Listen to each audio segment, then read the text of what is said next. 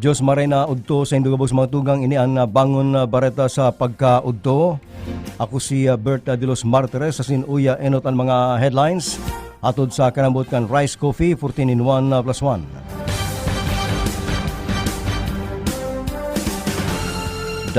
Dalagan sa politika ni Ato Peña ikinumpara na sa kasakitan ni Jesucristo sa Biblia. Pinuuna ng libuton man ni Vice Governor Papin ang partido siniman ang Buhi Camarines Sur sa pagdalagan niya bilang Vice Gobernador. May mga naglataw-lataw man na bareta na maglalaban sa kutana sa pagka-Vice Gobernador. Yasinda badong si Mando, si Riman, si Brioso kan banwaan ni Limanan. Vice President Leni Robredo tinira na naman si Presidente Duterte tungkol man sa pagpatudukan ni kang bulong o bakuna kang Sinopharm. Naginayang man si dating Maestrado Carpio sa dinadagos na debate sa gudman ni Presidente Duterte. Mga rikdag kang spacecraft kang China na nagbuag duman sa kalangitan buminagsakna sa kadagatan kan Indian Ocean. Pinaglubong ng 50 nagkagardan sa pagsabog ng car bomb duman sa Afghanistan. Mga akin ni Bill Gates dahil man lamang na ginanakit kundi dahil sinda pa pamanahan sa pagkaswayan kan magagum. Sa showbiz, ang Wonder Woman si Gal Gadot nagsabi na ang pagtugdo sa mga aki na mamut sa sadiri, yan sa iyang priority sa sayang mga kaakian. Yan ang mga headlines at yan ang mga detalyes. Sunrise ang sasalubong sa inyong umaga, pampasigla at pampasaya. Sabayan natin ang sunrise.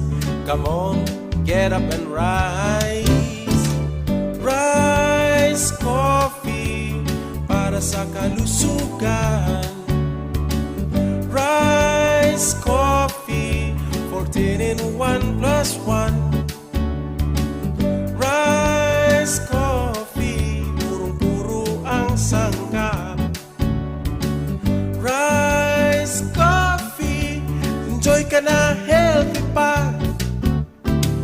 Rice Coffee sa morning, Rice Coffee sa evening, Rice Coffee any time of the day for a healthy family. Okay, FM. Gusto ko, okay ka.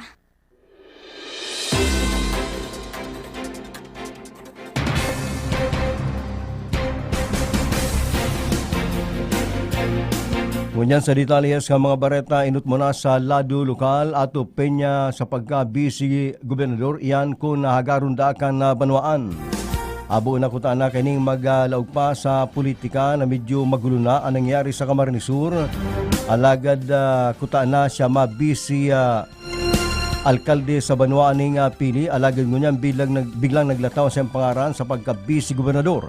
Kanaputon kasubago sa programang riding in tandem kung siya makandidato sa pagka-Vice Gobernador. Abo niya kuta ng pag-ulayan ang politika, alagad kung hinahagad na dakang banwaan, sisay man siya para magsayuma. Mantang pinagpaliwanag pa ni Ato Peña ang kamugtakan niya, nagaro siya bula sa pingpong na duwa ang naglalamasa sa sempayo. Inot si Noni Andaya na pinagtuyaw siya na nagwawara-wara na sa pag-negosyar man kay Vice President Leni Robredo sa pagdalagan bilang gobernador. Tinira-tira pa man siya ni El Rey Villafuerte na may dang naginibo sa pagka-Vice Gobernador. Kung kaya ribong ng balanak, wala to, tinitira siya. Kung kaya sinasabing masyang pinag-iba sa pingpong. Alagad pinaliwanag ni Ato Peña na mas gusto niyang ikumpara siya kay Jesucristo, na maski may 12 ng disipulos, na kontento na sa pagparaiba-iba kay Kristo, may sarup pananggad na naghudas. Yusubot yan ang kamugtakan ni Ato Peña na pinagawig niya sa Biblia na masigurano niyang kagibuning maray, igwa manggiraray taong maraot sa iya, na di man pinagsabi kung arin sa duwang nagtitira sa iya, garumbula ni na pingpong. Mientras tanto, mantang nagkakaguruluman sa parteng yan, si Vice Governor Imelda Papi nagpaparangirit-ngirit lang na sige ng libot-libot duman sa partido. Inot kaning pinagpasyaran iyong presentasyon na sayang kinamundagan. Mantang nagdumampaman sa buwi para dumanan man sa mga tiyoon, mga kapinsanan, tanglay ni Imelda Papin, iyong lay ning buwi noon, sinuman taga-partido. Nagluluwas man kaya na si Vice Governor Imelda Papin madalaga naman lang sa pagka-gobernador. Lalabanan na ang Villaforte. Ninuliman ta nag-atras na si VP Leni Robredo sa pagka-gobernador. Nagtatag-atras naman si Nunoy Andaya asin nagluluwas na lang makusog sa pagka-gobernador panlabang kay Luigi Villaforte iyo si Vice Governor Imelda Papin. Bareta lokal na silinya si Hila de la Cruz. Ipinahayag ni Kapitan Efrem Nepomuceno kan Barangay San Francisco digdi sa kan Siyudad ning Naga na igwang naka-schedule na dosing o 21 mga senior citizen ang natalaan na sa dosing kan bulan na presente. Kasi kung sa saya, citizen na ni, iyo asendang sa indang katawan ning makakaribo. Kailan kabunindang maarog sa ibang senior citizen katong nakaging nga aldaw na haros nagsurusuan duman sa sinambit ng lugar. Dagdag pa niya, na nasabit ang mga senior citizen sa indang ayudahan asin tatawan ning mga ning stock para kung medyo mahalim-haliman dahil gaya magutom. O yan tingog ni Kapitan Efrem Nepomuceno. Ang pag-unahan sa GMR, ini pong mabot na Mayo 12, alas 8 hanggang alas 5 po siguro po. Agad iba po kaming 21 senior citizen na matatawag po katong sa aking bakuna. Ngunya na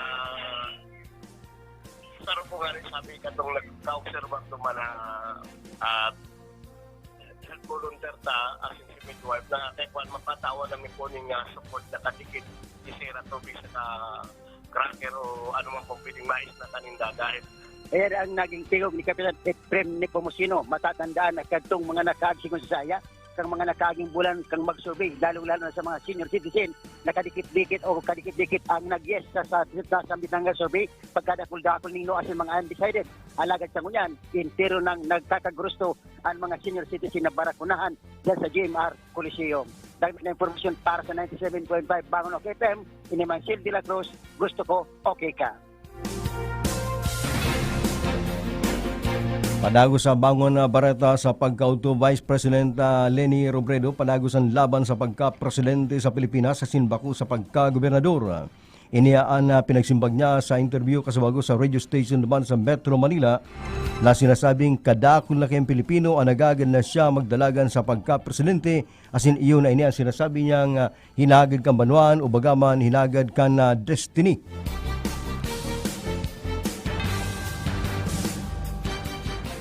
Sinabi pa ni Presidente o Vice President Leni Robredo na pinagagad ka mga Pilipino na siyang magkukurihir sa mga improper o bagaman salang dalagan kang gobyerno sa pagiman ni Presidente Duterte. Arong halimbawa kang promesa sa ining tabang ka mga darhulang negosyante, sinuman ka mga tao na kaya masubot labanan ang arong kakusog ni Presidente Duterte maski nga ni pirming lamang sa sinasabing survey.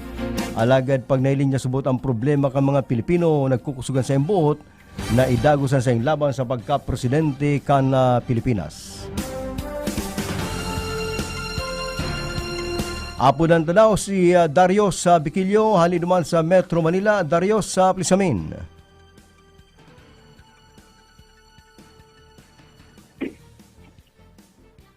Darius sa Plisamin.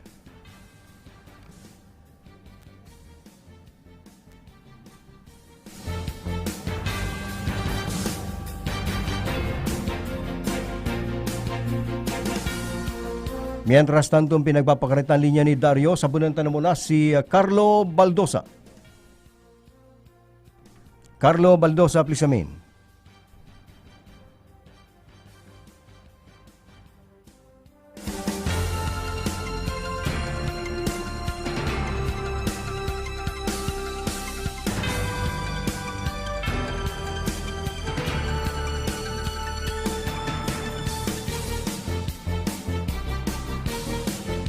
Ngunyan na bareta sa Lado Nacional, ikinamundo ni retired Supreme Court Senior Associate Justice Antonio Carpio ang pag-atras ni Presidente Rodrigo Duterte sa sindang debate kuta na tungkol sa iriwal sa West Philippine Sea sa tangakang Pilipinas, sirman kan China.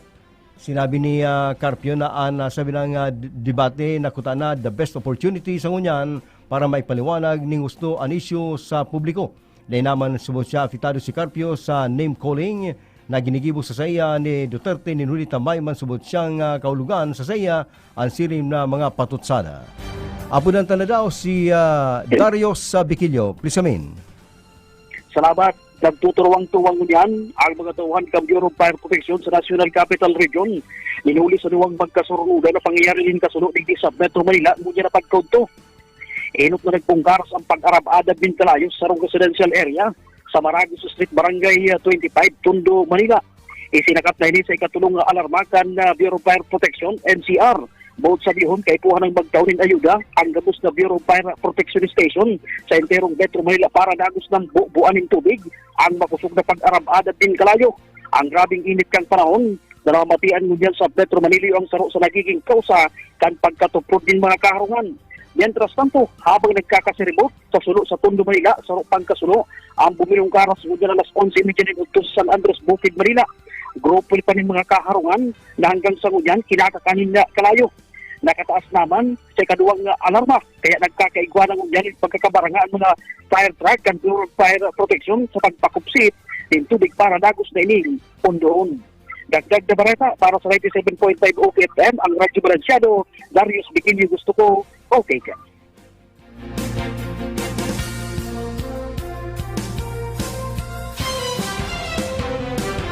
Padago sa bangon bareta sa pagkaunto, nasa linya man si Carlo Baldosa. Please amin. Hello? Sarong totoo artist ang nahulog man sa kamot ka na City Drug Enforcement Unit sa kanalosir na drug buy-bust operation sa bagong pagkaaga. Alas 7:30 kan ikasaka ng mga operatiba ang nasabing operasyon.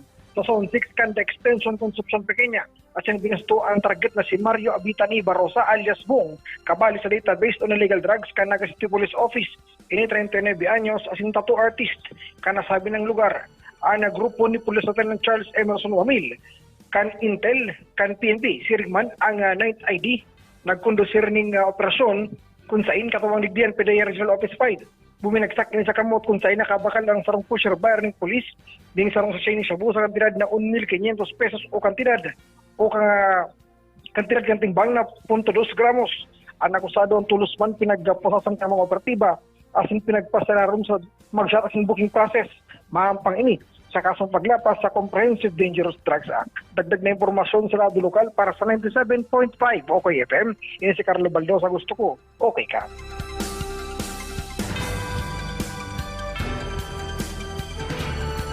Dieciocho minutos makagyang alas 12 na pagkaunto sa iba pang bareta sa Lado Nacional.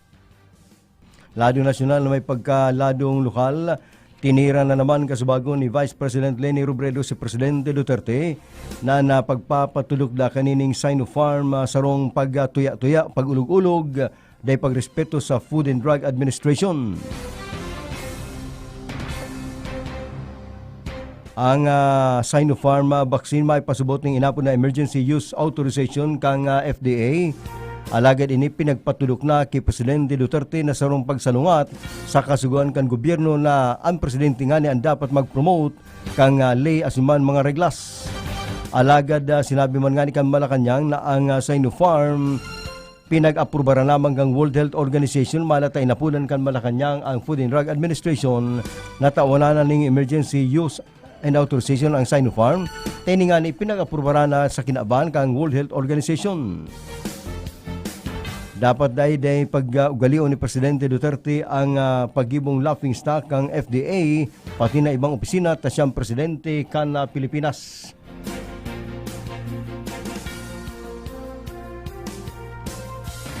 Pinag-iimbestigaran na kang Philippine Health Insurance Corporation o PhilHealth ang pirang reklamo nin upcasing o pagpapalala ning hilang para mas dakula ang makuang benefit claims. Sigon sa PhilHealth, nakaresibi sindaning nasa 900 na reklamo nin upcasing sa pasanakan taon 2021.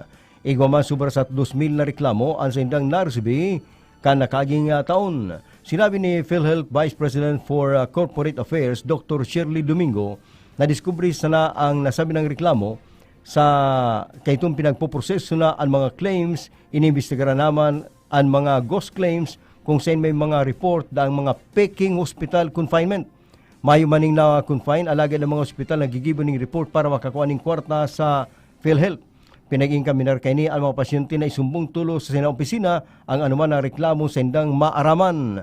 Ang inabo na upcasing iyon na maski subot nag-abo-abo sa naman ng tao, pinaginghinga na mag-report na siya dahil ng pagnamit, bungog na, may sipo na, asin man masakit ng pagangos, tanganing ideklarang COVID.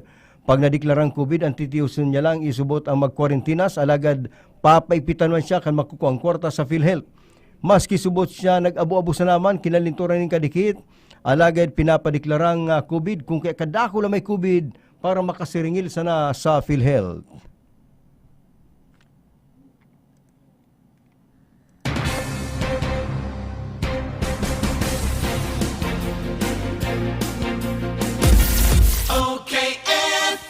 Gusto ko, okay ka. Ngunya na panahon nin pandemya, dai mo na kaipuhan magluwas para magsaod o mag-shopping kan sa indong mga pangangaipo sa indong harong. Kaya mag-Master Square Shop online na! I-type sana ang www.mastersquare.ph asin i-click ang menu sa walang parte para sa pagpili kan mga gusto mong produkto. I-add ang item sa cart asin pilio ng option na delivery or pick up at store. Halaton ang samuyang text message kung ang sa imong sinaudan ready for pick up na or delivery. Kaya mag-shop online na sa Master Square, J. Hernandez Avenue, Naga City. Santon Plus Herbal Capsule. Marieta Villanueva. Thank you sa Santon Plus. Gumanda yung pakiramdam ko at saka hindi na sumasakit katawan ko dahil sa UTI. Tinake ko siya 2 times a day. Good for 1 week. Hindi na sumasakit yung gilid ko. Mag Santon Plus Herbal Capsule na. Mabibili sa mga butika. Santon Plus Herbal Capsule. Arlon Refill, halimbahan mga tuwakla. Sinubukan ko yung Capsule Plus kasi may bukol malapit sa disposal weight. Sinubukan ko yung Capsule Plus. Ay yung bukol nga sa puwitan ko mga piso siguro. Kasi ngayon gumaling po. Kayo rin, mag Santon Plus Herbal Capsule na. Mabibili sa mga butika.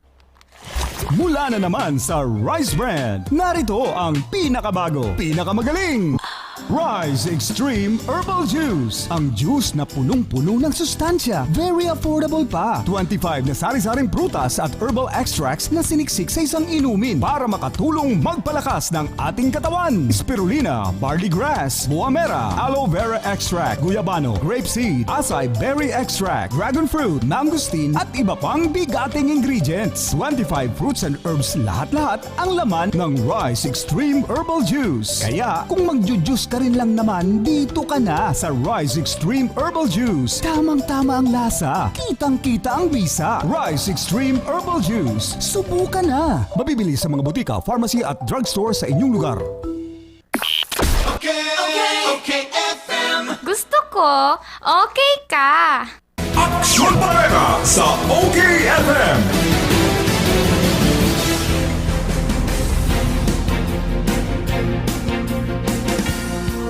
Hindi 3 minutos makanya alas 12 ni na pagauto, bareta pang lokal, nasa linya si Ernie Marfil. Katubo si Chris Lapido, ang limpat ng pulis na sila ang dumas sa Barangay na may kasalan sa agum. Asin initubo, nuli lang sa mga kapwa niya pulis na ito na nagpatanda na may mangyayari sa iya nga sigot kay Christy Larito kan si mana pasana may text message sa ansay nga kung asin nagsumbong ini yang buhay pulis ko kay tutubo siya danig tutuhan ang tinatawin baralan ni badit na kabay na pagtutok this sinlan badil na kuan niya pulis na may siyam na kasalawas kaya nagpahayag uri pigagay na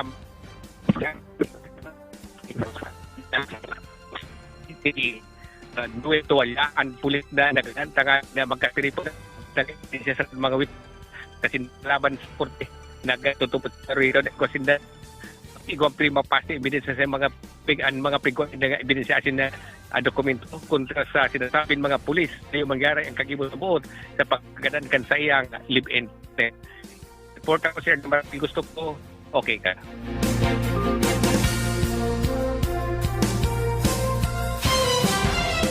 Panago sa bangon na bareta sa pagkaudto, buminagsak sa Indian Ocean ang debris kan Chinese rockets na inapon na Long March 5B kinumpirmar kang Chinese Space Agency na harani sa West Maldives. Ang nasabi ng pagbagsak, ang nasabi ng debris o mga rikdag. Dakulang parte mga rocket ang naraot na bago ini makalaog sa kinaban. Nangyari ang pagbagsak bandang alas 10:24 nin aga. Kang Domingo sa Pilipinas, sinasabi na sa 18 tonelada ang gabat kan debris na iyong pinakadakulang bagay na sa interong dekada na buminagsak sa kinaban. Magirumduman binantayan kan Amerika ang nasabi ng pagbagsak ng debris ninulima sa magdadara ini na dakulang distroso alagad ini pinag-ngiritan lang kan China. Ang salamintang katuyang kang Long March 5B vehicle yung para ilansar ang inot na module kan bagong space station na pagsaliriman kan China.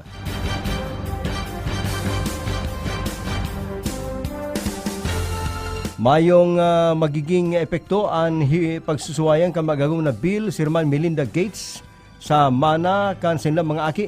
Makapirang beses na kayang sinabi ni Bill na may siyang balak na magwalat ng dakulang kantidad na pamana sa tulong aki niya kay Melinda. Dagdag pa kanina dapat ang mailing ninda ang importansya kan sa indang trabaho asin ang kwarta ninda gikan sa indang pinagpagalan o ginanutan. Sa sarong interview sa iya kang 2011 sinabi ni Bill Gates na tatawanan niya ang sa mga aki ng tig $10 million na parte sana ini sa sayang kentirong kayamanan. May tulong aki sila Bill, si Herman Melinda, na yung sila Jennifer, 25 anyos, Rory, 21, at si Ma'am Phoebe, 18 years old.